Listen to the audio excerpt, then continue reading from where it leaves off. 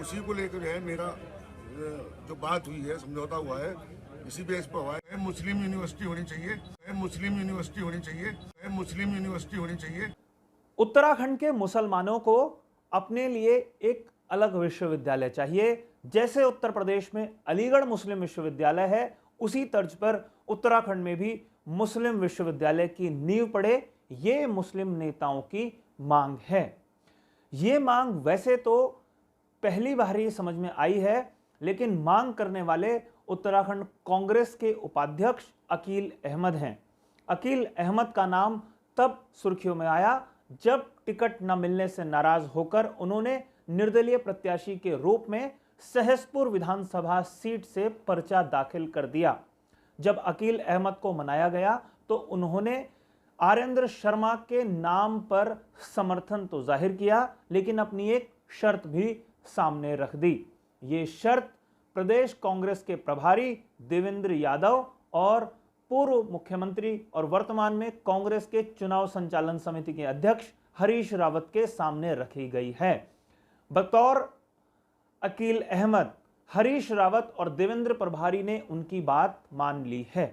इसके बाद उत्तराखंड के तमाम चैनल्स पर और तमाम मेन स्ट्रीम मीडिया पर इस बात की चर्चा होने लगी है कि कांग्रेस उत्तराखंड में सरकार बनाने के बाद क्या मुस्लिम यूनिवर्सिटी का खाका खींच पाएगी और मुसलमानों को क्यों उत्तराखंड के सरकारी सिस्टम पर, सरकारी विश्वविद्यालयों या इंस्टीट्यूशंस पर भरोसा नहीं है। ये कुछ ऐसे सवाल हैं जिनका हम आज यहां पर विश्लेषण करने जा रहे हैं। लेकिन अपनी खबर पर हम आगे बढ़े उससे पहले तमाम सम्मानित दर्शकों से मेरा आग्रह है, अगर आपने अभी तक इस चैनल को सब्सक्राइब नहीं किया है तो इस चैनल को सब्सक्राइब आप जरूर कर लीजिए। नमस्कार, मैं हूं मनमोहन भट्ट। जैसे ही कोई चुनाव होता है, उस चुनाव में ध्रुवीकरण की राजनीति ना हो, यह तो संभव नहीं है। ध्रुवीकरण करने की कोशिश बीजेपी और कांग्रेस दोनों की तरफ से होती है, और अगर कोई तीसरी ताकत, तीसरी पार्टी भी होती है तो वो भी कई बार इस तरीके के ध्रुवीकरण के नाम पर वोट बटोरने की कोशिश करती है। भारतीय जनता पार्टी तो स्थिति स्पष्ट करती है और चाहती है कि ध्रुवीकरण की राजनीति हो और उसका सीधा फायदा बीजेपी को मिले, चाहे वो केंद्र हो और चाहे वो राज्य हो। कांग्रेस ने लंबे समय तक इस ध्रुवीकरण की राजनीति से बचने की कोशिश की है, क्योंकि वो जानती है इसका नुकसान कांग्रेस को ही हुआ है।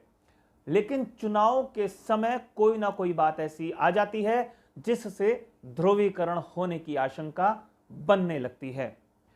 कांग्रेस के प्रदेश उपाध्यक्ष अकील अहमद का आप ये बयान सुनिए और उसके बाद अंदाजा लगाइए कि क्या कांग्रेस को इससे फायदा होगा या कांग्रेस को कई जगह इसका नुकसान हो सकता है, क्योंकि भारतीय जनता पार्टी ने इसे अपना बड़ा चुनावी मुद्दा बना दिया है।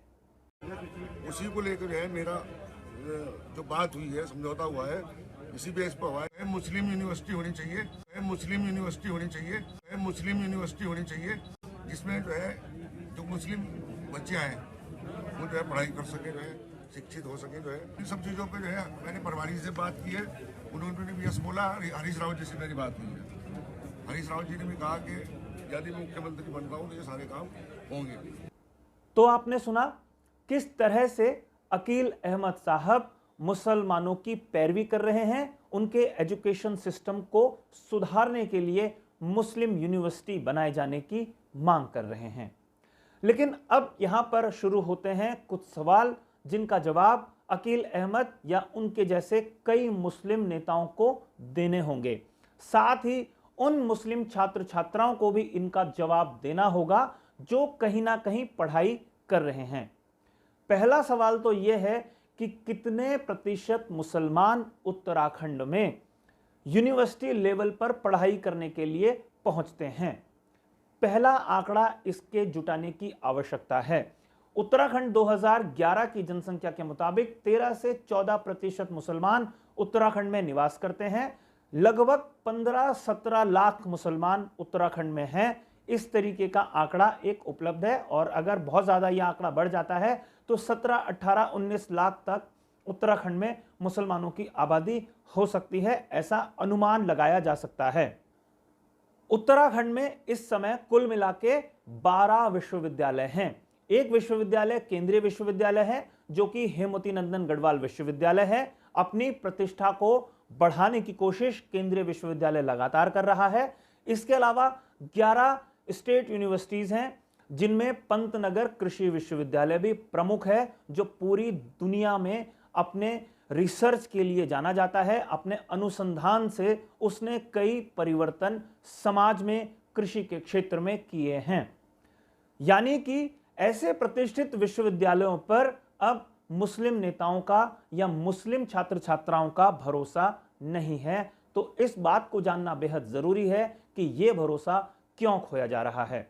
अगर सरकारी विश्वविद्यालयों पर भरोसा नहीं है तो उत्तराखंड में दर्जन भर के आसपास प्राइवेट विश्वविद्यालय भी मौजूद हैं।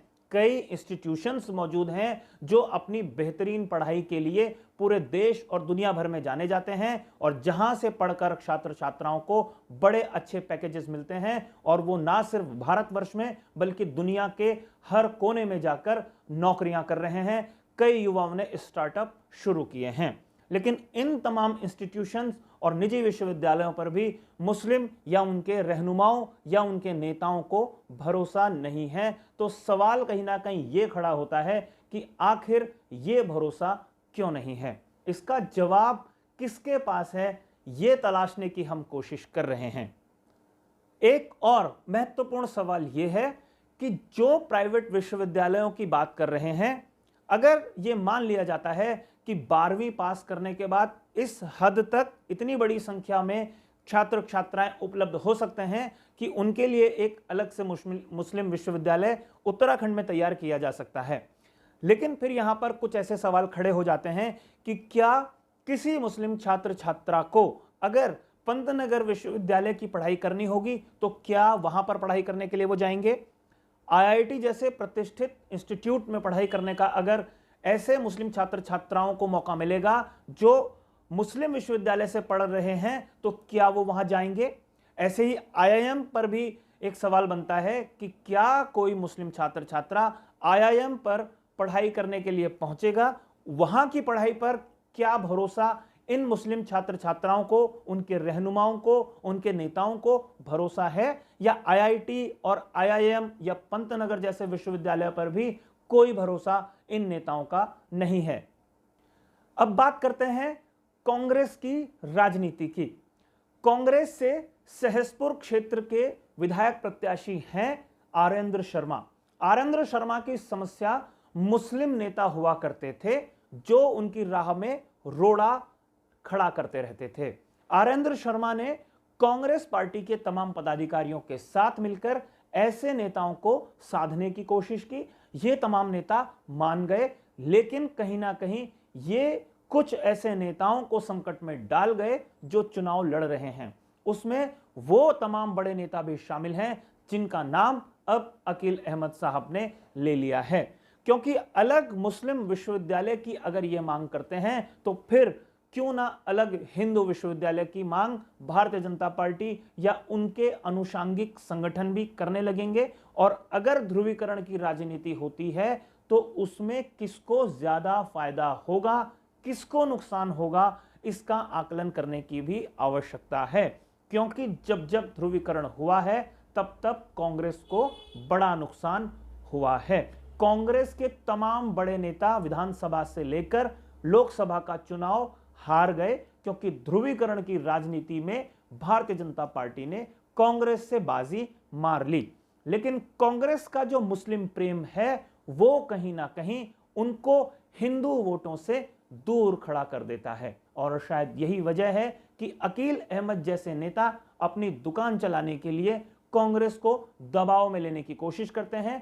कांग्रेस नेताओं के नाम पर अपनी दुकान चलाने की वो कोशिश करते हैं।